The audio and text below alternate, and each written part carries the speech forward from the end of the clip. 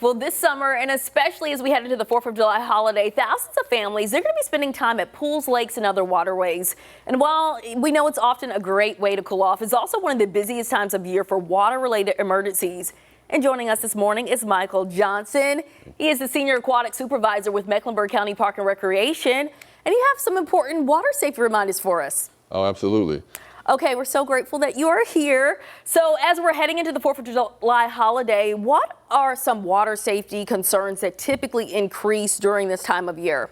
Well, you know, as the temperatures get hotter, people will tend to flock to your pools and your beaches and your lakes. So we want to remind people to make sure you're swimming in sanctioned areas. Try to go to pools where there are lifeguards. If not, then make sure we're following the pool rules. Making sure that, you know, if kids can't swim, to put on life jackets.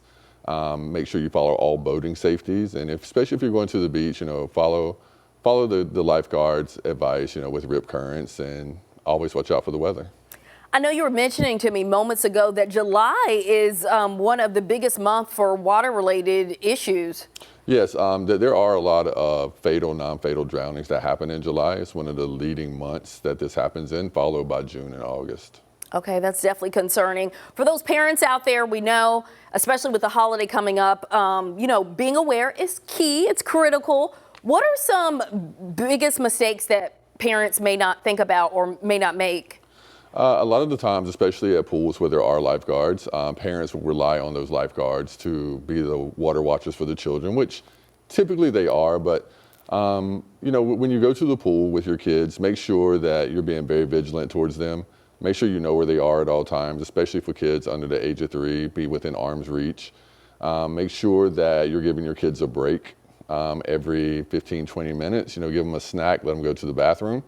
Also, we want to make sure that you're putting down your books and your phones. And so pay attention. Absolutely. Be aware, be present with your kid at the pool, and that significantly helps cut down our drowning risk. All right. As far as those first critical moments, we know those are so pivotal. What should people do if, you know, they witness a drowning, you know, they're in a situation? First thing is, don't try to jump in and save them, especially if you can't swim yourself.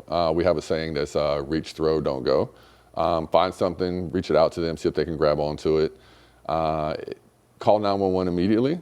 If you know any BLS or CPR life-saving skills, then absolutely administer those first. Try to get in those breaths.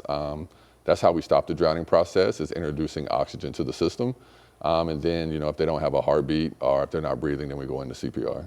All right, some great advice. And before we go, with Mecklenburg County Parks and Rec, what are some resources that you all offer to assist? So we offer free swim lessons at 3 of our sites: Double Oaks Family Aquatic Center, Cordelia Pool, and Ray's Splash Planet. All that can be found on our website.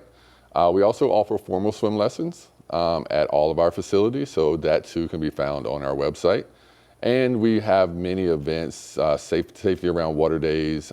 Those can always be found on our websites and through our social media. Wonderful. Some insightful tips as we head into July. Michael Johnson with the Mecklenburg County Parks and Recreation. We're so thankful you could be with us this morning. Thank you for having me.